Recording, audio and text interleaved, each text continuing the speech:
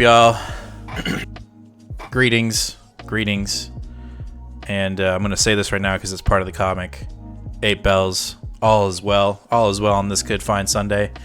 And I'm messing up right now. I have something on the screen that I don't want people to see, so that's gonna go away. You can see that a little bit later.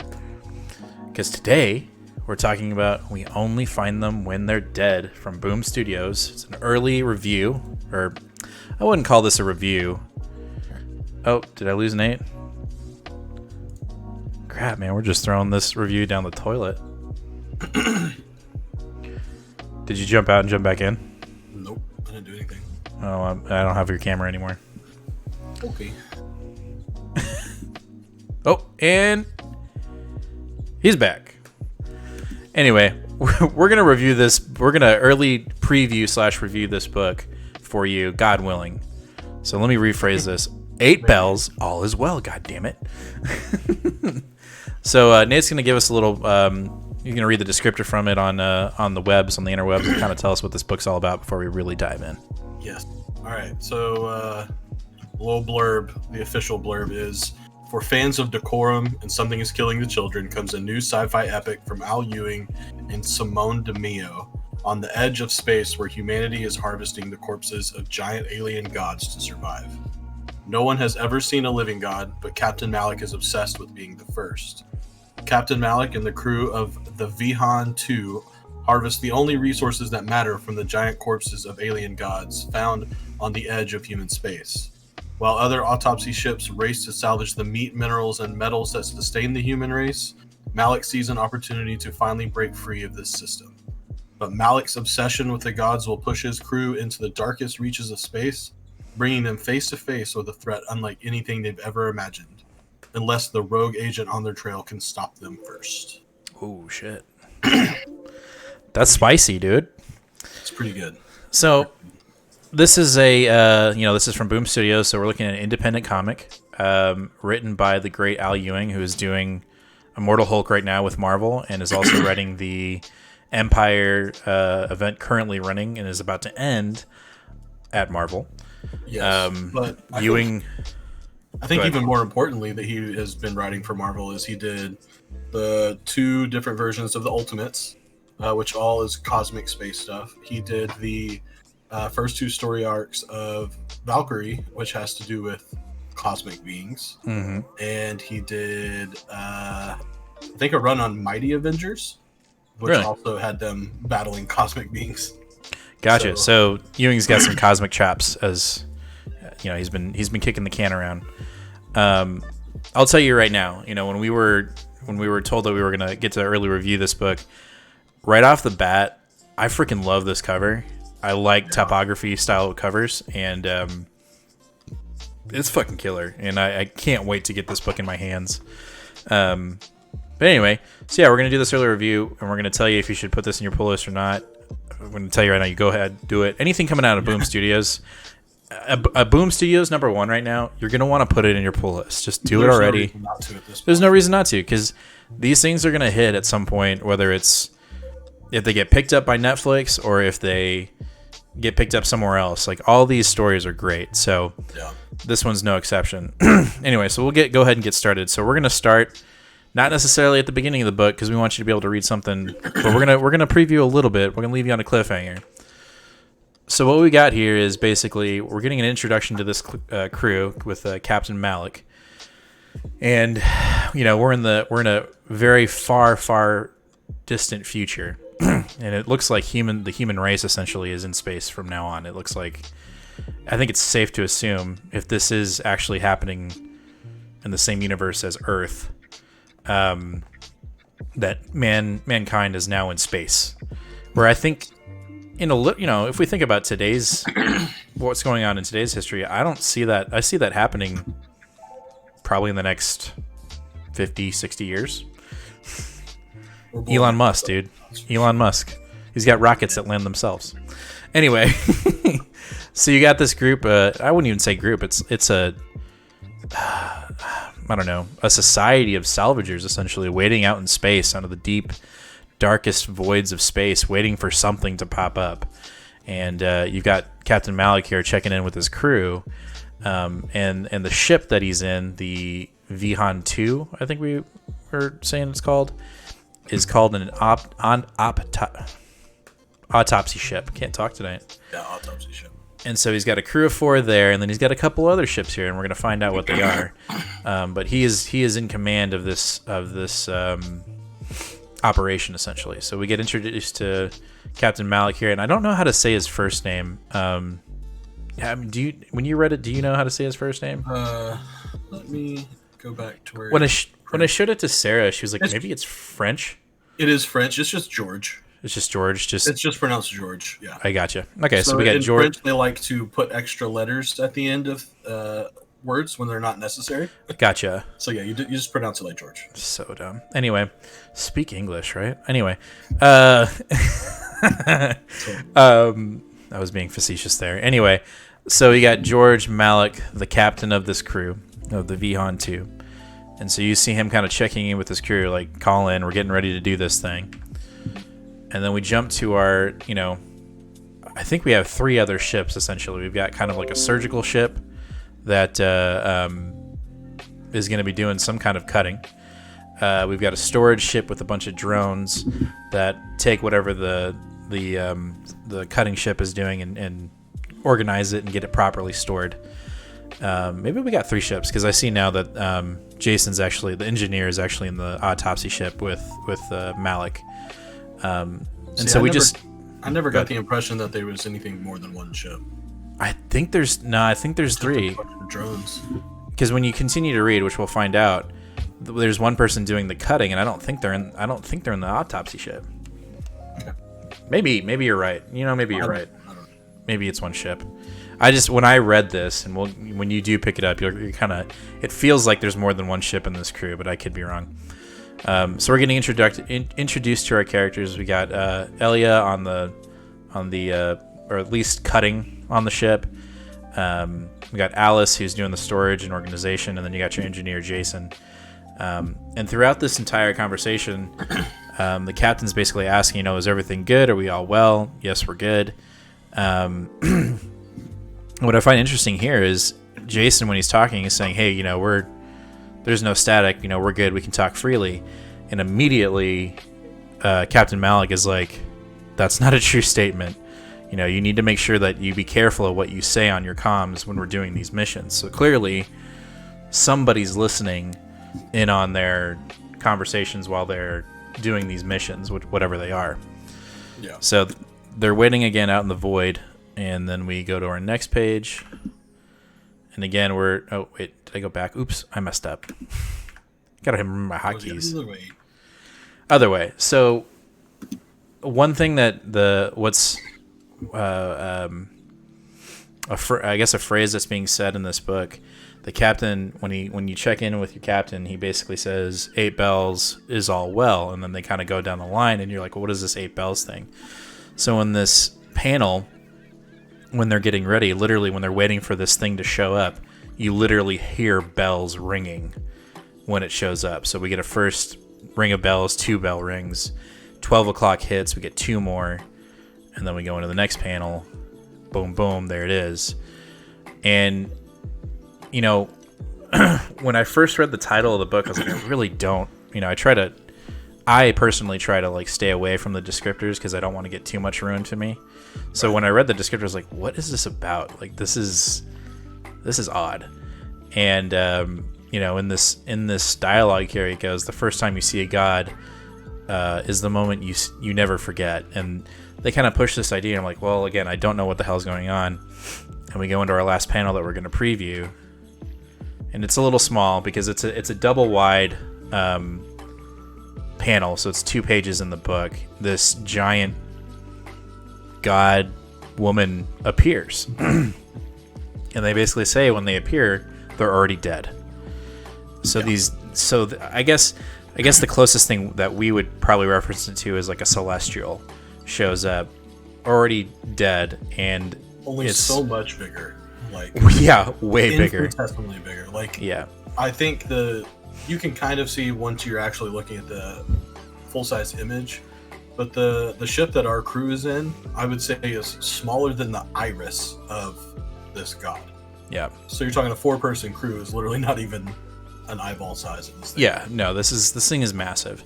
And yeah, if you can look in this panel, like we've got our ship, but there are other people there. And so I think where it's going is it's a race to salvage as much as you can until it's gone, you know?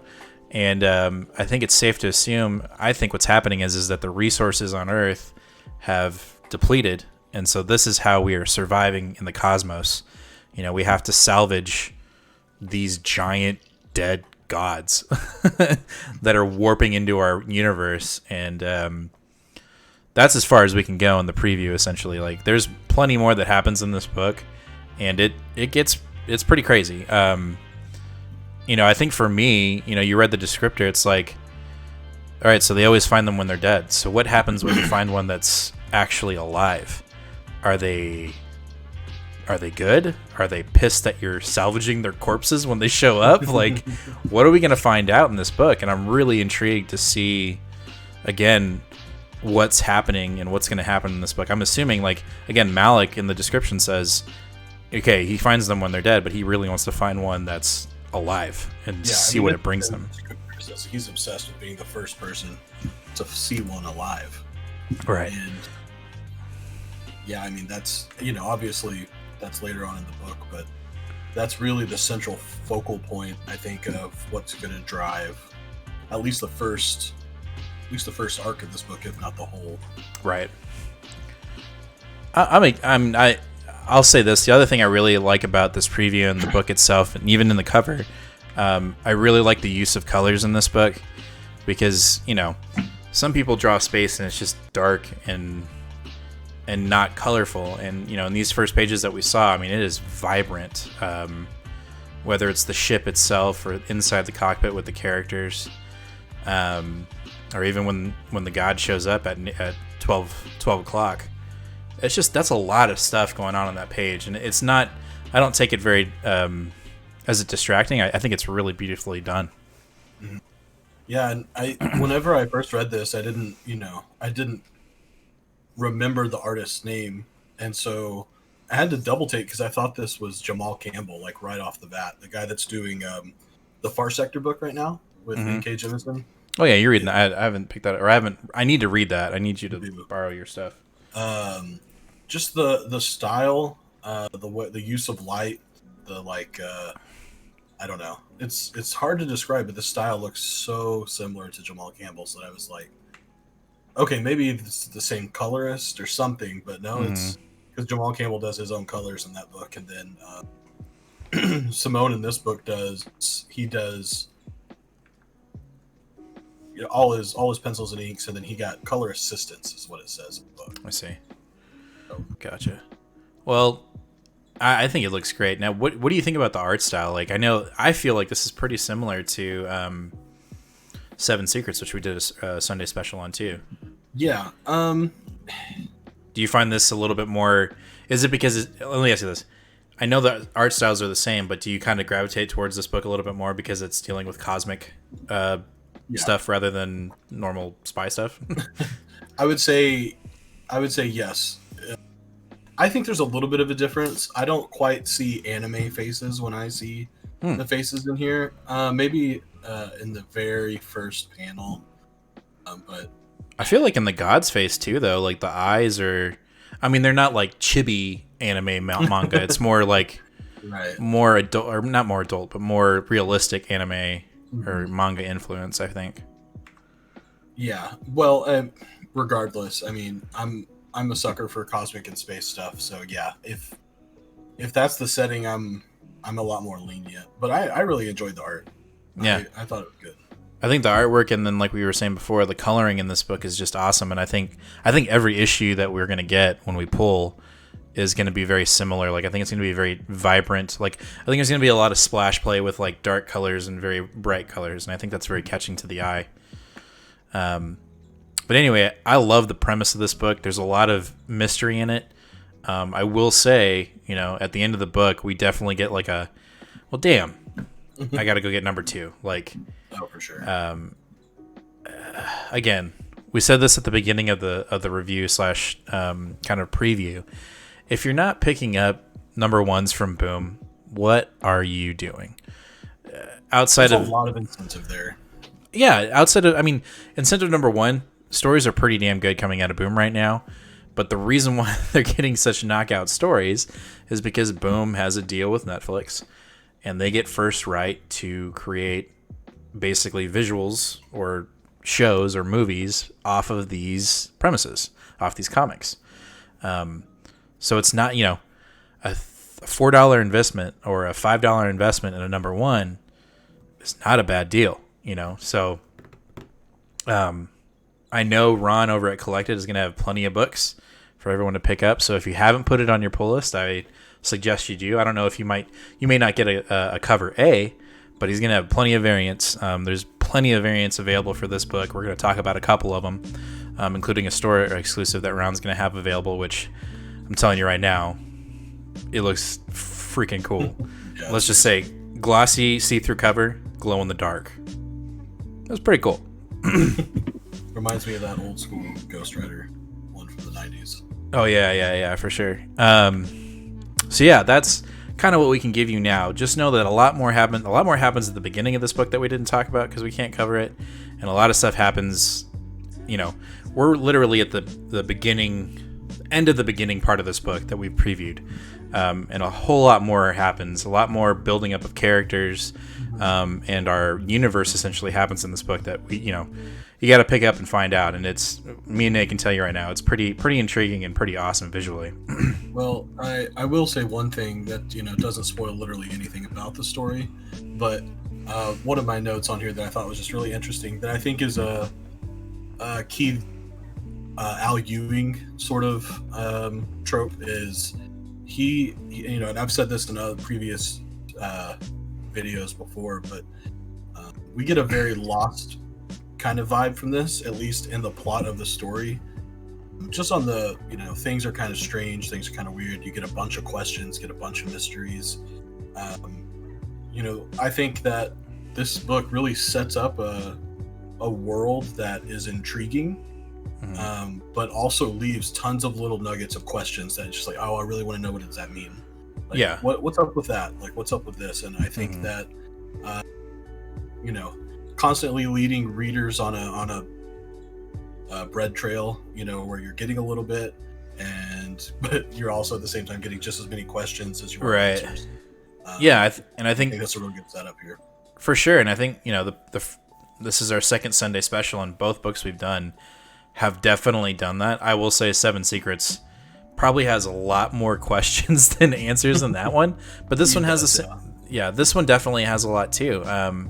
We didn't talk about the first 2 pages of this book or 3 pages of this book because we can't, we're only allowed to show what we can show, and there's questions in there. You're kind of like, wait, what? And then after this, you get even more questions, harkening back to the first 3 pages of the book. Again, you're getting more and more questions. So this book definitely delivers in that aspect. Like, it's definitely, it'll end and you're going to be wanting more. And I think that's the one thing I really like about independent comics.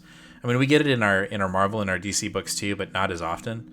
It's just like, it ends and you're like, no, like I would have paid for a double size issue, please. You know what I mean? Like, keep going. And I think that's the best part about these books.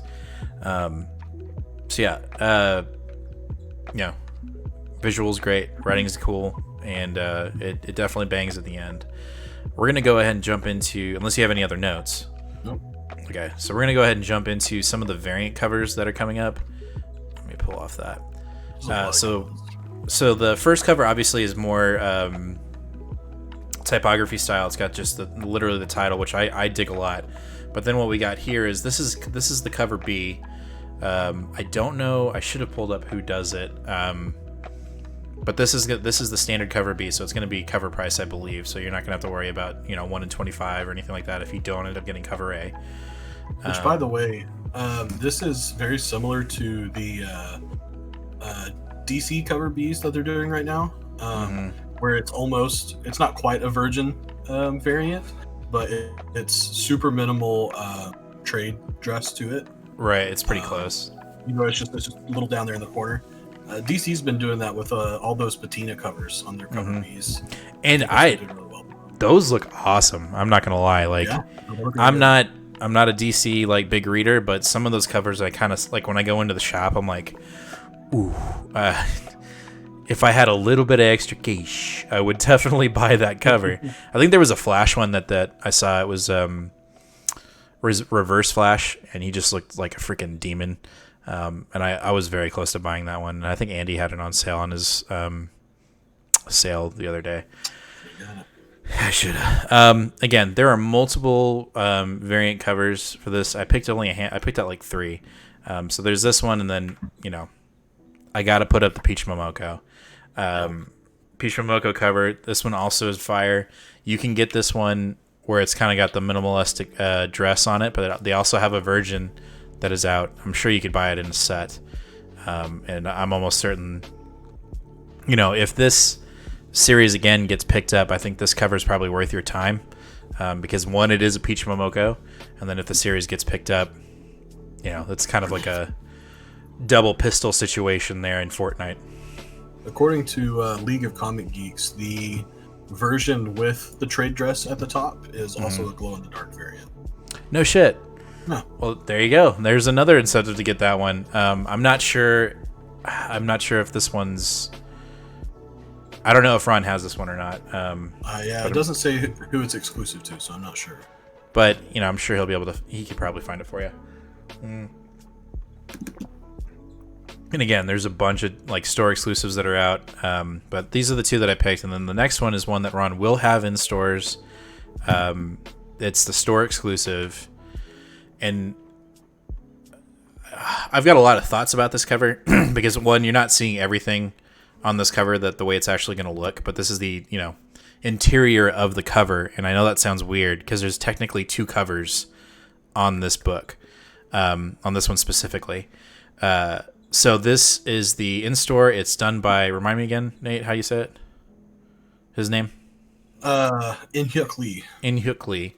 And it is a glow-in-the-dark cover, so where you see the electricity or lightning bolts or energy, whatever you want to call that, that will be glow-in-the-dark. But then there will also be like a see-through phantom cover over it with the words. And we're going to show the artist put up kind of like a process of how he did the artwork. So we're going to look at that really quick as well.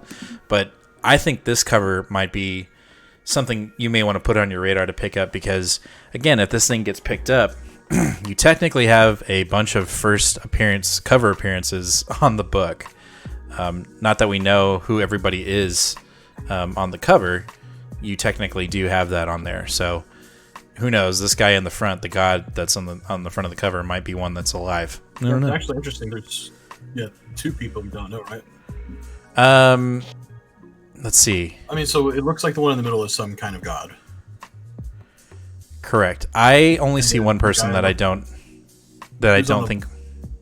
Bottom left. Bottom left. We can't say because I think that person has been introduced in the first issue. Okay, maybe something. I don't want to give it away. I know who you're saying. I don't think that's who that is. I think it is. I think that person has the same scar, but she's wearing a helmet. So again, there's a bunch of first cover appearances on this book, so it might be worth your time to pick up. I don't know how many Ron has, but that's one I might pick up. And now I don't know how much it's going to be. I think it's online. It's $30, but it could be more. I'm not sure. Yeah. But anyway, we'll show the process of this one because it's pretty freaking cool. And I messed up here. I got to put you back here. Here we go. So yeah, this is the process page. This is off the website off the artist's website. So again, this is the inside cover, if you will. Again, that's a very loose term. It's not technically the inside. It's the inside. And it'll make more sense while we go through this. So we're kind of seeing his process. Here it is in black and white. I'm sure there might be a black and white version that comes out. Who knows? That would look pretty fire too. So we kind of see the artist's process there. There's these right here, the cover A, B, and C, that's a completely different cover. So I guess his concept started out with some other character being the focal point.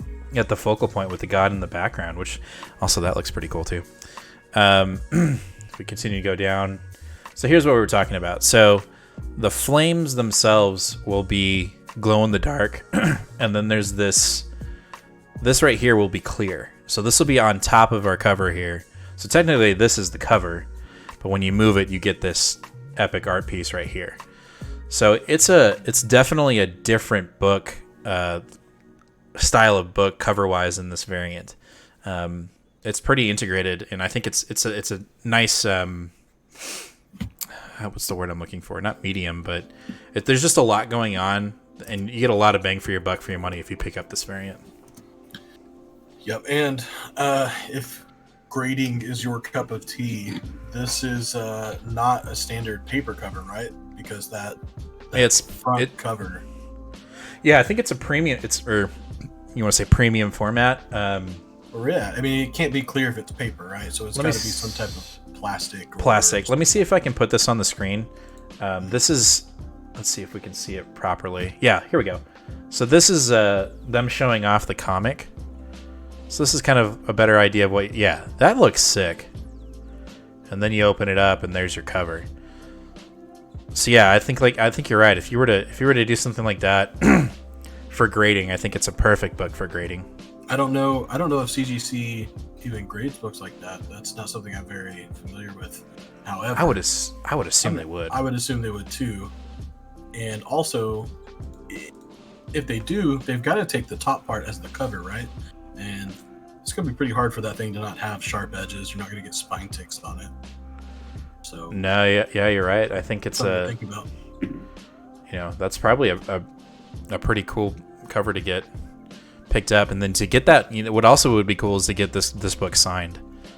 I don't know where you would sign, but I mean, I would assume you'd sign there, not on the clear part of the cover. I don't know. Anyway, that is a killer cover, so we'll see. We'll get some more insight from Ron and see how much he's selling that one for. But that is the store exclusive for Collected, and I'm assuming some other shops here in town.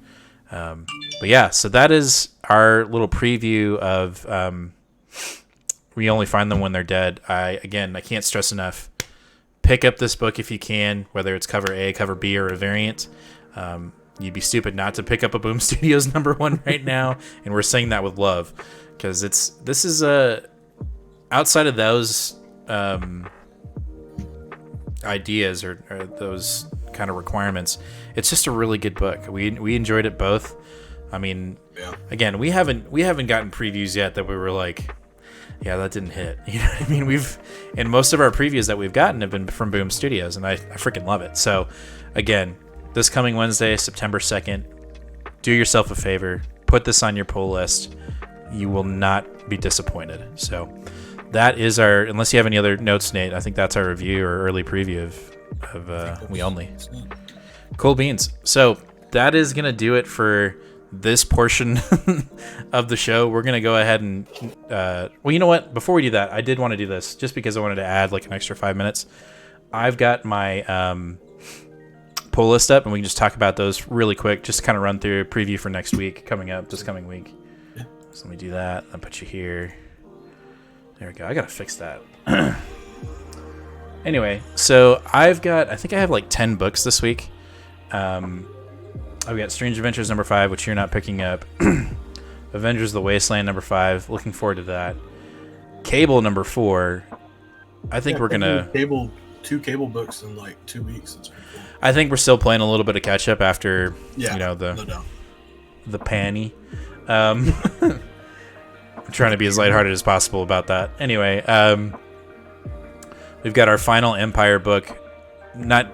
It's our final book in the series, the main series. We actually have 2 other books after that, but this is our conclusion, kind of Empire. So we'll see. It's a $6 book, so we're gonna see if we're gonna get an epic conclusion, or if we're gonna be like, damn, we really needed those tie-ins that they canceled. Yeah. And I would assume, because where the hell has Thor been? Like, I just think they're just gonna meh. You think Thor's not going to show up in this book? No, not at all. Really? Wow. Dude, that'll be disappointing as hell if that's the case. Fantastic 23. I've been really enjoying this Empire tie-in. This has basically been my inlet to say, all right, outside of RB Silva doing 25 and on, I'm probably jumping on Fantastic Four just because I'm digging the story. So there's that. Guardians 6. Again, I am on the fence about this series. I know you're all about it, or you like it. But we'll see. This might be... I know this starts the new arc, I think. And I think it's a middle issue, actually. Middle issue. It better... I'm kind of on the fence. I'm not on the fence. I'm really, really thinking about dropping it, so I hope it bangs. You spend 30 minutes praising an Al Ewing book, and now you're saying you're going to drop it. I know, but I've been saying all along that this Guardians issue has not been good. I think I just think Ewing, like...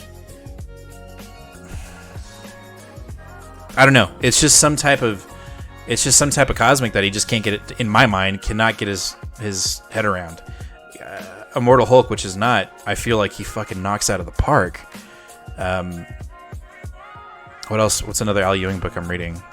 Empire's okay. Guardians is meh. First issue of We Only, I freaking dig. So I don't know. I think there, to me, it just feels like Ewing kind of was like, hey, now write Guardians. That's how I feel about it. It just doesn't feel natural to me. But then again, I'm spoiled. I've read the Donny Cates run, and that shit was dope.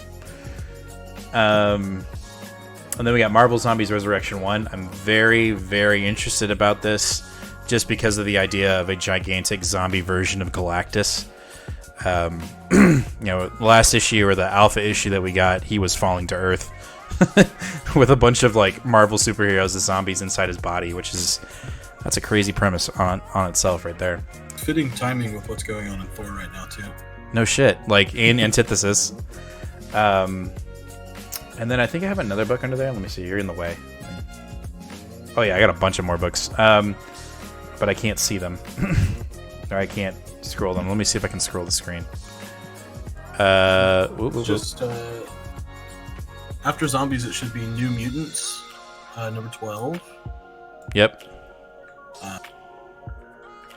And then we only find them when they're dead. Yep. Oh, Wolverine. Wolverine number 5. That's another issue that I'm looking forward to, is Wolverine number 5. Maybe we get some action after all of that build-up that we got in 4, which, fun fact, and I really want to see what you think about this. Mm-hmm. So I picked up Mark, our coworker, who also is reading Wolverine and the Dawn of X books, but he's reading them in the trade format. Yeah. So I picked him up Wolverine, and I didn't hear anything, and then I heard, man, 4 really sucked. And I was like, really? What? He didn't like it, and he's a huge Wolverine fan. And I was surprised. I was like, dude, that was like Nate's favorite. That was his pick of the week. Yeah. And he goes, yeah, he just felt like it was, what did he say? He said something about, he's like, it felt like they just kind of tiptoed around something and didn't get to the point. I was like, yeah, that's called build-up. But anyway, I mean, we're all entitled to our opinions, and I don't think Mark's going to leave it in the dust. I think he's going to pick up the next issue, obviously, but I was really surprised when he said he didn't like it. I thought he'd like it a lot.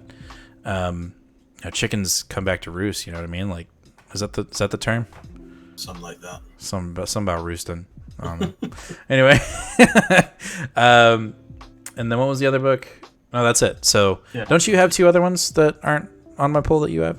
I have King of Nowhere number 5, which is it's the end of that miniseries. That's a Boom book, right? That is a Boom book, of course. And I'm on the fence still about picking up Sea of Stars number 6, the startup again of Jason Aaron's creator-owned. Really? I'm on the fence. Why? Because I reread the first 5 issues yesterday, actually.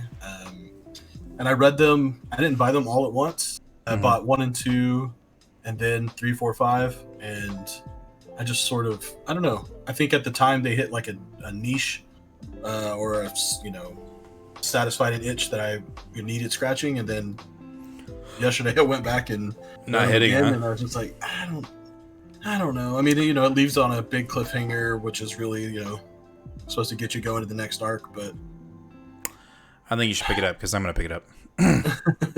Also, I have Ron looking for 2 through 5 for me, so gotcha. You should pick it up.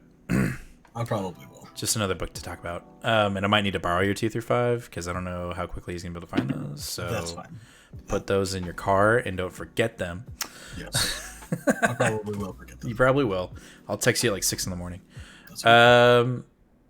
Yeah, so that's it. That's our pulls for next week. And again, put that we only find them when they're dead -- 1 in your pull list. You will not regret it. Either whether it's you're looking for a good story, or if you're looking for,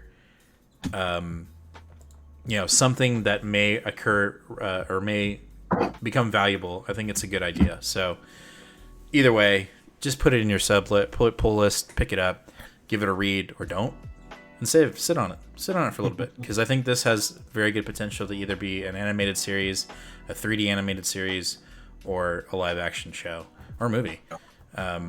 Me personally, I think I'd like it to see it as a lot of these I'd like to see animated, and I think that's just because you can do so much more on a lower budget in animation than because if you were to do a live show of this book, I feel like your budget would have to be pretty decent. I mean, you're working with a lot of CG. Yeah. You're talking you know HBO. what I mean? Yeah, for sure. Now, Netflix is getting there. I mean, they keep on raising the bar on some of their stuff where they're putting some heavy money on it. So you never know. But I think this concept again would be well deserved of an animated or a CG animated series. So pick it up. Go check out Ron's store if you're in Dallas. There's plenty of stores in Dallas or within the DFW area, but we highly recommend Collected on Altamira or in Keller.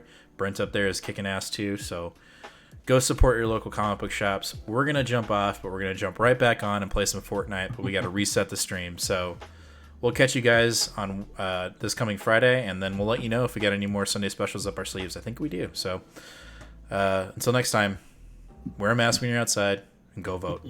Peace. Peace.